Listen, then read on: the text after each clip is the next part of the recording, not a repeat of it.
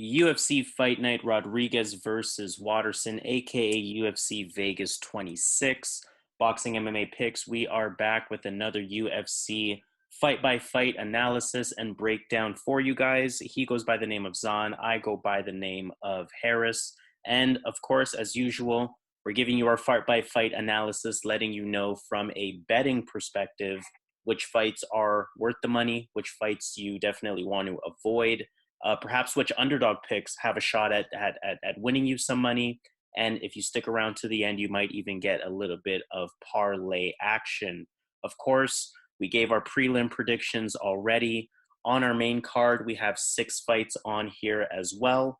Again, Marina Rodriguez versus Michelle Waterson being the main event for this card.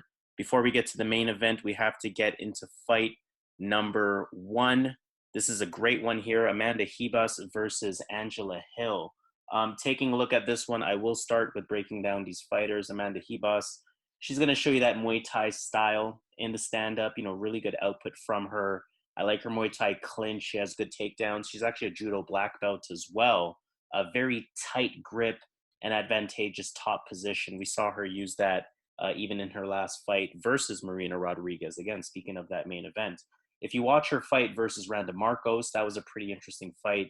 Ribas was able to pass guard. She was able to improve position in that fight. We know what Randa Marcos can do on the ground. She also wasn't afraid to take the fight to the ground in her Mackenzie Dern fight. So again, that's speaking to her level of confidence. She obviously trusts her ability. She trusts her skill. She trusts her physical strength as well. She has really good technical jiu-jitsu. I mean, she is a BJJ black belt as well. So judo black belt, BJJ black belt, real good Muay Thai stand-up as well. She can look for those submissions. You really have to be sharp at all times when going up against her. She likes to control the center as well. She's usually the one following her opponent. And I definitely anticipate that in this fight versus Angela Hill, who of course we know is a really well-rounded fighter. I mean, stylistically, she is one of my favorites in the division. Really good, well-rounded fighter, good on her feet, light on her feet, really good movement, good speed, good stand-up overall. Especially recently, I think her stand-up has looked really sharp as she approaches the later stages of her career. Really good clinch in her own right. I mean, she is a Muay Thai fighter, again, in her own right. She is a 2-time North American champion. So it's going to be interesting to see 2 Muay Thai artists really go up against one another. And I mean, her cardio tank is going to last forever, especially in a 3-round fight. That's definitely not going to be a concern for her at all. Now, in a lot of ways, this fight has the potential to go either way. Hill is the quicker fighter.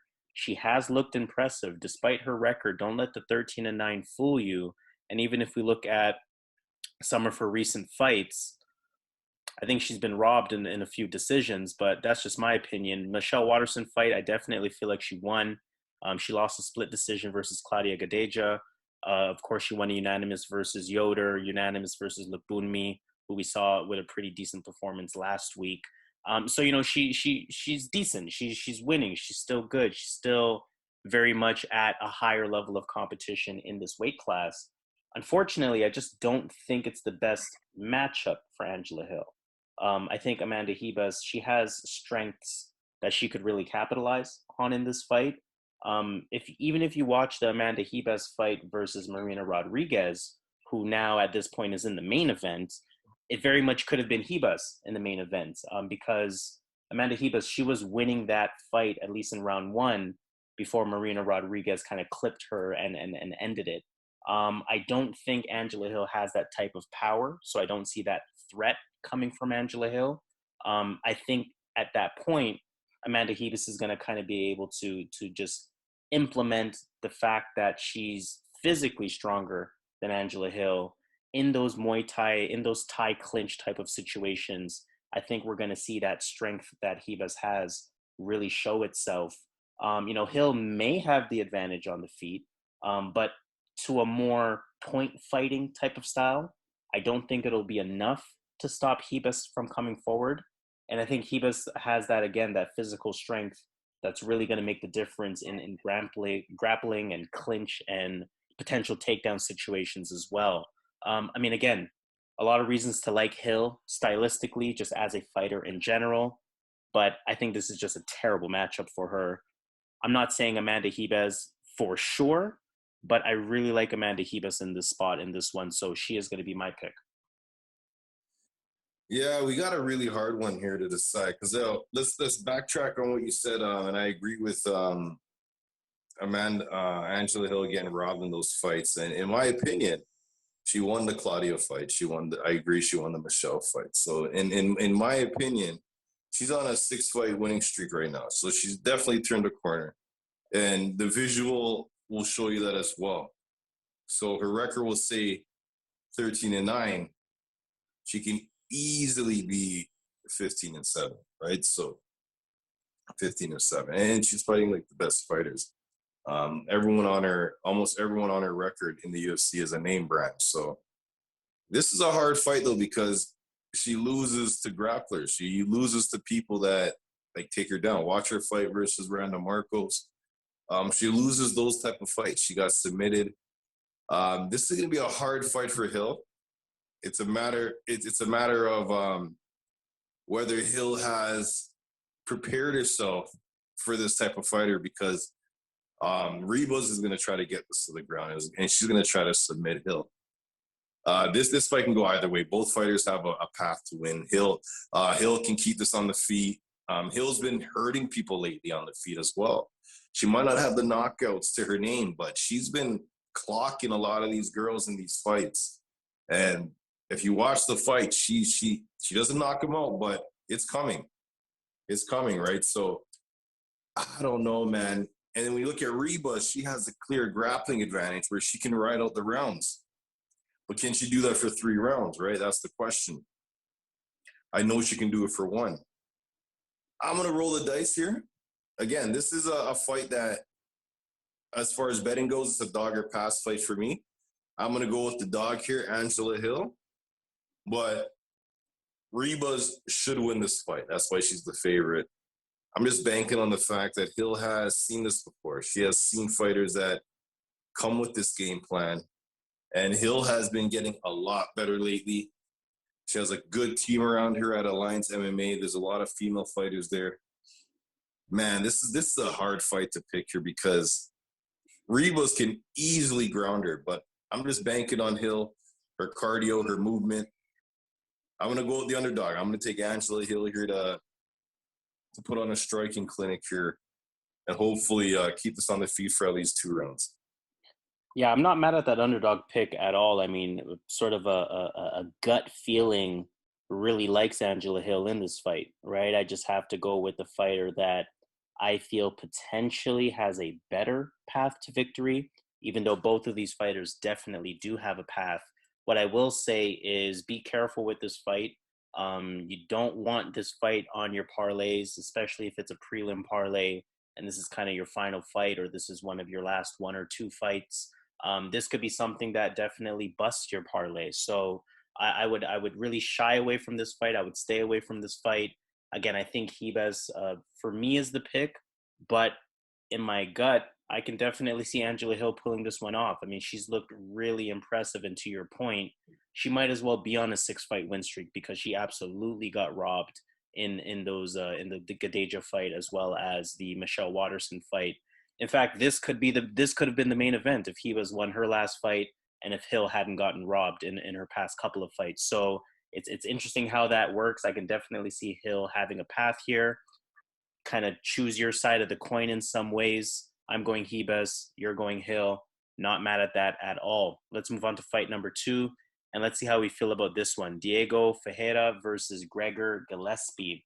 I'll start by analyzing Ferreira. I mean, he lost his last fight versus Beneil Dariush.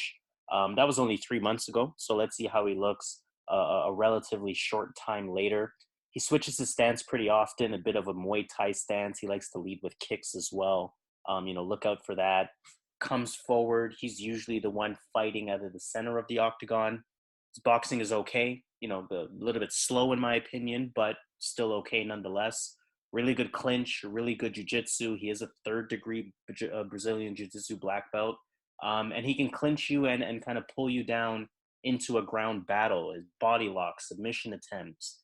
very active guard as a result of his jiu-jitsu as well. So it's going to be very interesting to see that grappling come into effect versus a fighter like Gregor Gillespie. I mean, Gregor Gillespie, his only loss is in his last fight versus Kevin Lee. I mean, that was 18 months ago. So in some ways, it could be some question marks. What does a fighter look like 18 months later? Does he get significantly better?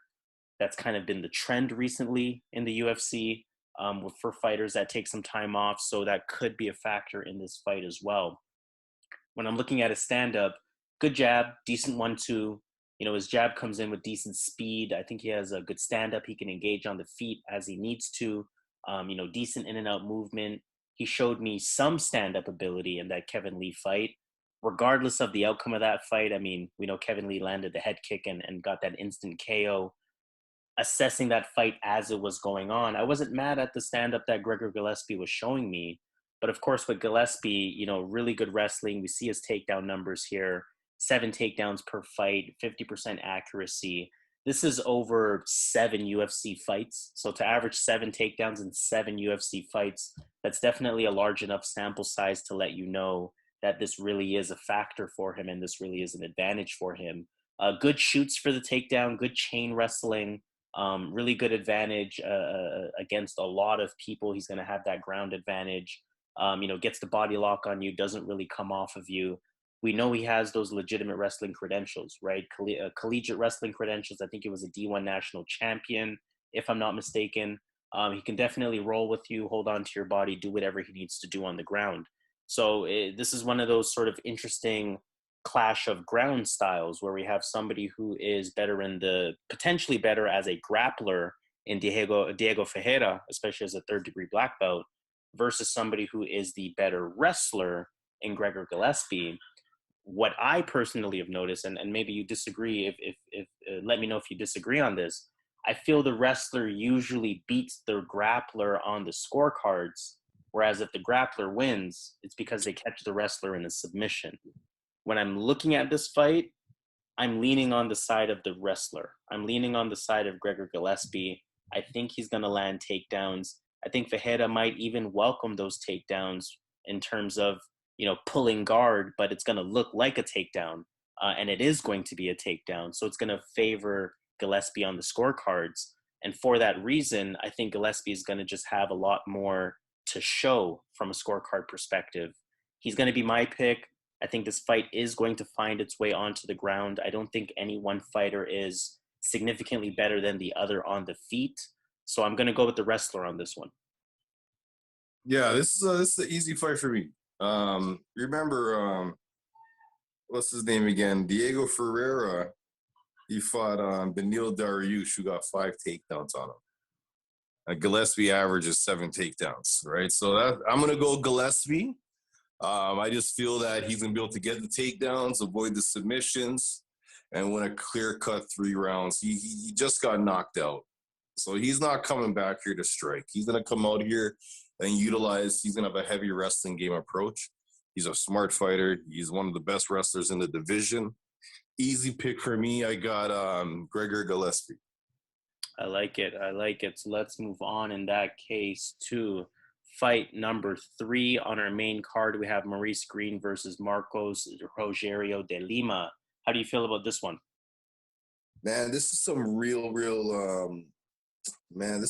low-level fighters here in the heavyweight division. This is a tough fight to look when you look at both fighters. One fighter, Maurice Greene, he's a taller guy. He's gonna be able to pump out the jab, front kicks, low kicks. But he has a tough fight. He has a real tough fight here against the Lima here, where I think that it's hard for me to pick because I could see Greene winning this fight, just being the bigger guy. I believe he has a better cardio. I think Rodrigo does not survive after that first round well. So for me, it's a tough fight here. Man, who am I going to pick? I'm picking right now. And I'm going to go with Marcos Rodrigo de Lima. And the reason being is I just think he's going to catch Maurice Greene. I think he's going to catch him. But my concern in this fight is that Marcos doesn't have the best cardio. So if this gets to the second, third round, but even in that situation, I have no faith in Maurice Greene. I think he's one of the lower level fighters in the heavyweight division. He might be the worst heavyweight on the roster. And you think about the heavyweights that were cut, like Dos Santos, Dos Santos, the heavyweight. You think about those guys that were cut, and we still have Maurice Greene on the roster, right? So, again, Maurice Greene can win this fight, being the bigger guy, the younger. I don't know if he's the younger guy. Who's the younger guy? I think Greene is the younger guy by a few years. Yeah, just a year, actually. Just a year. 34 versus 35. Okay, so they're the same age basically. So I'm gonna go with Lima here. I think eventually he's gonna catch Greene in the first round. But again, I really feel like the dog has a lot of value here. I think that the dog, being such a big guy, having the better cardio, I think if he survives that first round, he can easily just win a decision. Being the bigger guy, and he does have a kickboxing background, right? So, but I just feel like the Lima, the leg kicks, I feel like Greene gets hit a lot. So I'm going to go with the Lima here in a fight that I don't trust either fighter, but I have to make a pick. So the Lima's my pick. Yeah, Lima's going to be my pick as well. And I think, again, you mentioned all the key points that I was going to mention. Maurice Greene, I mean, he gets hurt in his fights. We've seen it happen in almost all of his fights. He does show, a decent amount of heart. He tries to survive, but he always gets rocked. And we know with Marcos Rogério de Lima, he always explodes early in that fight, especially with those looping hooks, very explosive hands, explosive kicks. He unloads in combinations early in that fight. And I think he'll catch Maurice Greene. I think it's almost guaranteed that he'll catch Maurice Greene at least once. It's just a question of, will Maurice Greene eat that shot or not? Also, with Maurice Greene, I mean, we know he's taller. We know he likes to move around. I can't really trust anything from him. I don't think the IQ is high where he uses his length to a glaring advantage. I also think that De Lima has potentially a clinch advantage here. So, as Greene is circling the cage, if De Lima can sort of corner him, get him against the cage, clinch, and potentially use that to win rounds, I can see that happening as well, at least in round one, potentially even in the first half of round two as well. And that might be enough to get the win, because I don't think Maurice Greene does enough to really, convincingly win rounds. So, I mean, as usual, heavyweight beware. I'm not betting this fight at all. I'm staying all the way out of reach of this fight. I think this is a lower level fight, to your point. I'm making a hesitant pick for Marcos Rogério de Lima as well, potentially by knockout. But this might be one of those fights where you really have to pay attention to what's going on live and kind of just make a pick as the fight is happening. Why don't we move on to fight number 4, to a fight that has a lot more merit associated with it. We have Neal Magny versus Geoff Neal. How do you feel about this one? Oh, man. So we got both guys coming off a really bad loss. Geoff Neal versus Wonder Boy. But again, that's Wonder Boy. He went the 5 rounds, I believe. He finished the fight. But it's hard to look good against Wonder Boy unless you're grappling, right? So it's hard to beat. You can't beat that guy in a strictly striking match. I don't think there's one guy in the UFC that can do that in his division. Neal Magny equally had a really bad fight versus Mike Chiesa. He looked really bad.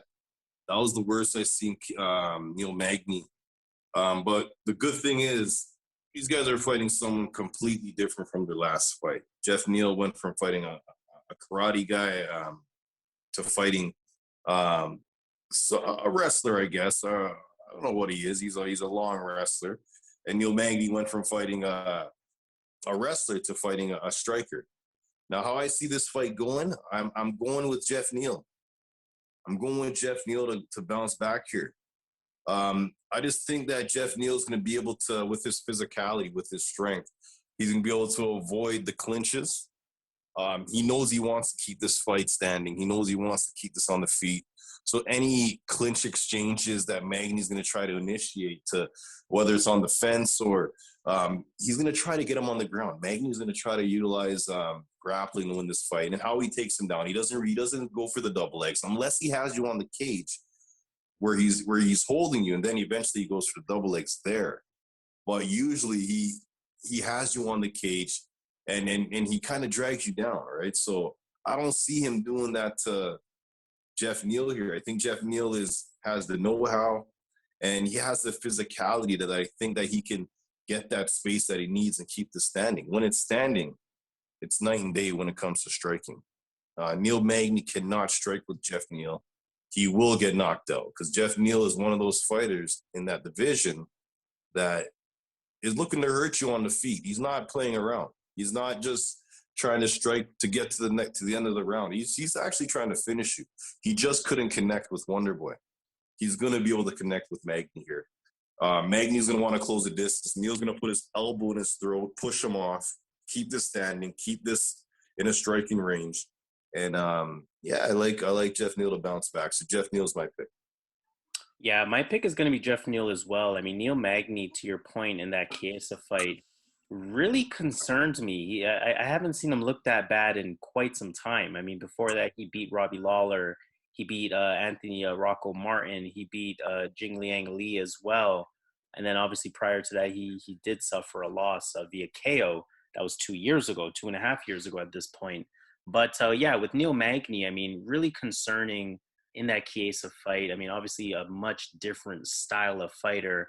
And to your point, Neal Magny, kind of hard to describe what his one strength is.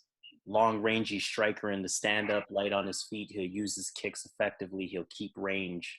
But in some ways, he is kind of that long wrestler, right? He'll look for that clinch. He'll have a decent overall ground game.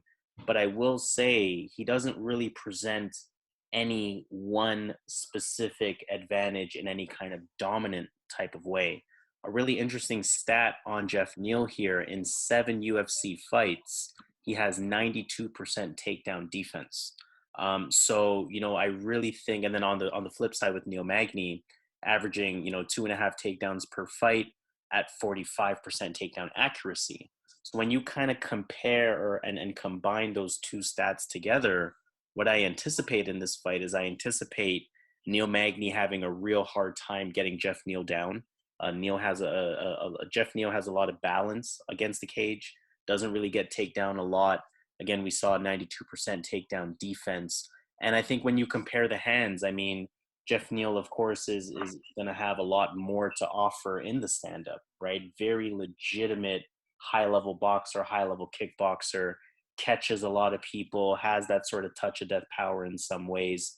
But at the same time, he doesn't rely on the touch of death. In a lot of ways, his power comes from his accuracy, his sharpness, punches that you don't necessarily see coming. I do like Geoff Neal in this spot, as I mentioned at the beginning of my analysis here.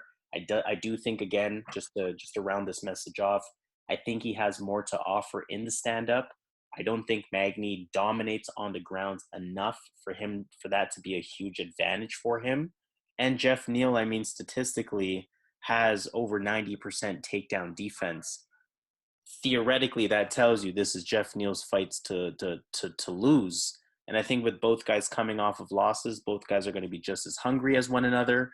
But I do think Geoff Neal gets it done and potentially moves into the top 10 of those welterweight rankings. We see Neal Magny holding on right there at number 9, and Geoff Neal right outside the top 10, sitting at number 12. So I do like Geoff Neal in this spot. I do wish the odds were a little bit closer, but even with those odds at minus 190, I do probably take a stab on this one. Geoff Neal is going to be my pick. So why don't we move on to our co-main events of the evening. We have Donald Cowboy Cerrone versus Alex Morono. I'll start with this one. I mean, with Cerrone, with Cowboy, you really got to ask yourself, what type of fighter is he at this stage in his career? I mean, he hasn't won a fight since May 2019. He's gone 0-4 in that time period. He does have a no contest versus Nico Price. but he lost that fight versus Nico Price, right? So he very much could have been 0-5. I think the Nico Price fight was ruled a no contest. I don't exactly remember why, but nonetheless, 5 losses in his last 5 fights. Has not won a fight since 2019. He is, when we look at him on the feet, he is considered to be a Muay Thai kickboxer. His kicks are still going to be dangerous. He's still going to lack head movement. He's still going to be very hittable. He's still going to show you, to some degree, a suspect chin. I mean, guys have been rocking him recently. Definitely has that heart and that toughness to survive for the most part, though. And I mean, he is going to engage in different tie clinch situations. He's going to potentially, shoot for takedowns as well from time to time, even if it is just to sort of mix up the pressure there that he's presenting on the feet. He could land that takedown though, right? I mean, he has some wrestling ability, especially on top. I've seen him use his wrestling ability to score points within a round. So let's see how that one goes in this fight. For Alex Morono, I mean, he lost his last fight versus Anthony Pettis. That was in December 2020, so only 5 months ago. Solid boxing on his end. Good overhand right to follow the jab. Sorry, I don't know what the heck is going on with my screen there, but nonetheless, solid boxing, good overhand right to follow that jab. Has some pop on his punches. Solid jab, solid combinations. He can also clinch himself. He does have some solid elbows coming out of different clinch situations. Some takedown ability. I guess I'll sort of get right to my pick here. They both have the common opponent in Anthony Pettis. Both of them lost to Anthony Pettis. Both fights went similar in some ways. Anthony Pettis was the outside fighter. Anthony Pettis was the quicker fighter. Both Cerrone and Morono, they were sort of stiffer, slower. For the most part, they were controlling the center of the octagon. And in some ways, these are two similarly styled fighters in terms of how they present themselves in the ring, especially in the stand-up. I would say Cerrone maybe kicks more, but both of these guys kind of present a very similar style of stand-up. The difference here is going to be Cowboy is 38 with over 50 professional fights. Alex Morono's 30 years old, has to think he still has a chance to be some kind of contender in this division. I'm going to bank on that part, and that's really all I'm banking on. I can't really trust either of these guys. I think technically speaking, this is very much a 50-50 fight. I think where Cowboy has advantages is with the kicks and with the cardio. I think Morono, his cardio kind of fades off a little bit, especially if you watch the Pettis fight versus both of them. Watch how Cowboy looked in round 3 versus Pettis versus how Morono looked in round 3 versus Pettis. And you're going to see, where that cardio for Morono just kind of tapers off as the round goes on. But that being said, for two fighters that are relatively the same style, I'm just going to have to bank on the guy that I believe is hungrier, and that's going to be the younger fighter, and that's going to be Alex Morono. So hesitant pick here, but I'm going Alex Morono. All right, that's fair.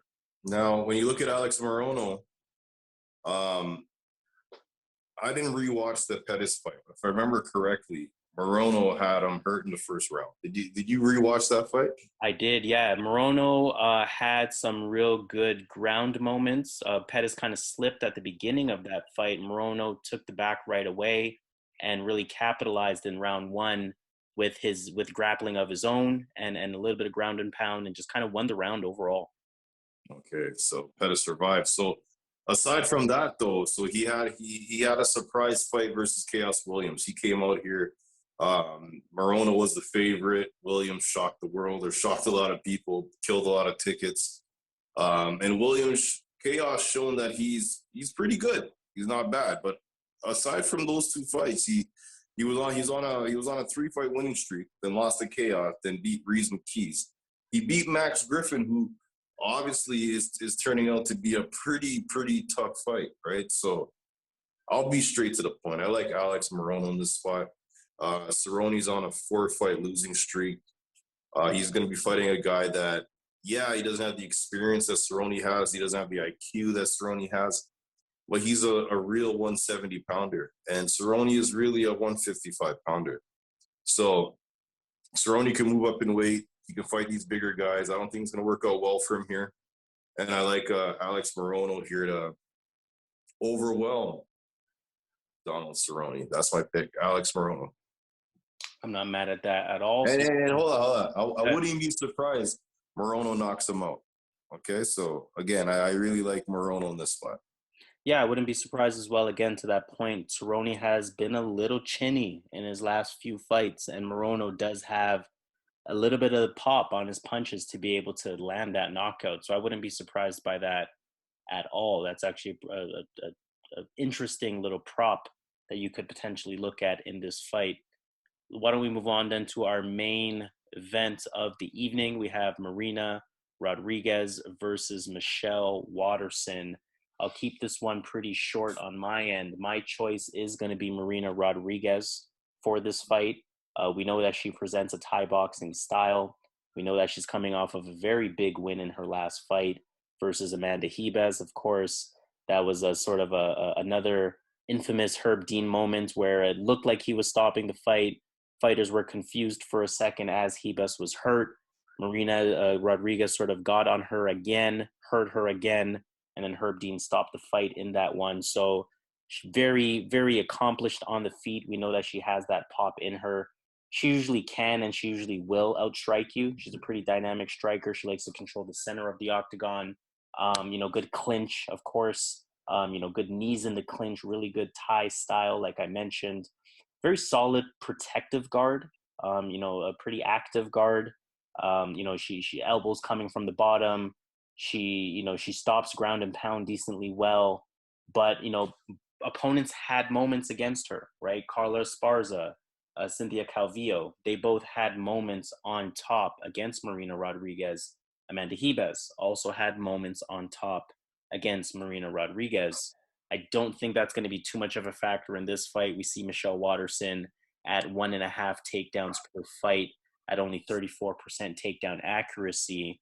I do think this one stays on the feet. Michelle Waterson, of course, the karate hottie, of course, is going to present a karate style in the stand-up. She is coming off of a split decision win versus Angela Hill. Again, a questionable win, in my opinion. But nonetheless, she got the win, right? This is a fighter, ultimately, if you look at her last few fights, I mean, she could easily be 0-3, right? But she is, of course, 1-2 as a result of getting that win over Angela Hill. She, in her own right, she has that very active stand-up. A lot of jabs come out of her, a lot of leg kicks. She is more of that sort of point fighter, swordsman style of fighter. She is going to look for some clinch situations as well. But I do think ultimately this fight's going to stay on the feet. I think that, the Waterson-Hill, the Michelle Waterson versus Angela Hill fight showed me that Michelle Waterson is very hittable and she doesn't have the best striking defense. And I think Marina Rodriguez is going to capitalize on that.